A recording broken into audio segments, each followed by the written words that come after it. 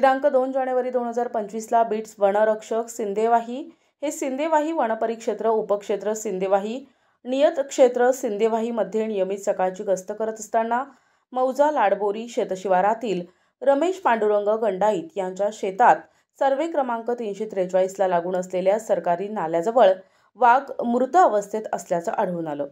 सदरची माहिती भ्रमणध्वनीद्वारे संबंधित वनरक्षकाकडून निम्न स्वाक्षरीकर्ते यांना सकाळी 8 वाजता प्राप्त होताच अधिनिस्त क्षेत्र सहाय्यक NT गडपायले, वनरक्षक फुलझले आणि अधिनिस्त कर्मचारी तसेच RRU सिंदेवाही वनकर्मचाऱ्यांना घेऊन मोक्कास्थळी पोहोचले। सदर घटनेची माहिती वरिष्ठ अधिकाऱ्यांना कळविण्यात आली।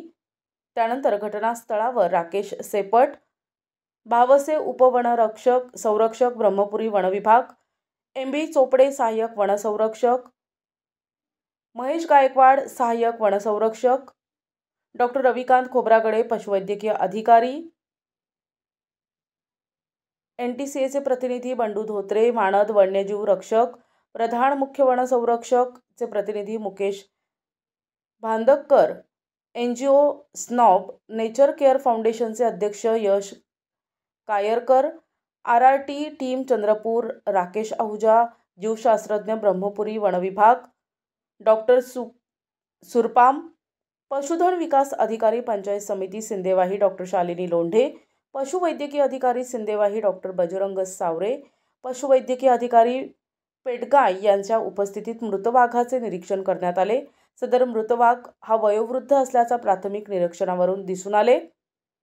सदर वाघाचे सर्व अवयव शाबूत होते। वनाधिकारी आणि पशुवैद्यकीय अधिकारी यांच्या उपस्थितीत पंचांसमक्ष मौका पंचनामा नोंदविण्यात आला। त्यानंतर पशुवैद्यकीय अधिकारी यांच्याकडून घटनास्थळी शवविच्छेदन करून उत्तरीय तपासणीकरता विसेरा घेण्यात आला आणि घेतलेला विसेरा पंचांसमक्ष पशुवैद्यकीय अधिकारी यांना सीलबंद करून दिला।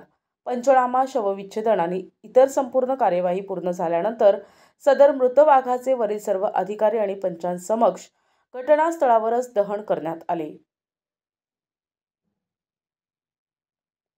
पुढील तपास सुरू आहे। तसेच सदर मृत वाघाचे घेतलेले विसेरा प्रयोगशाळेत पाठविण्यात येत असून त्यांचे अंतिम अहवाल प्राप्त झाल्यानंतरच मृत नर वाघाचे मृत्यू कशामुळे झाला याचे निदान करण्यात येईल, सिंदेवाही वनपरिक्षेत्र अधिकारी विशाल सारकर यांनी सांगितले आहे।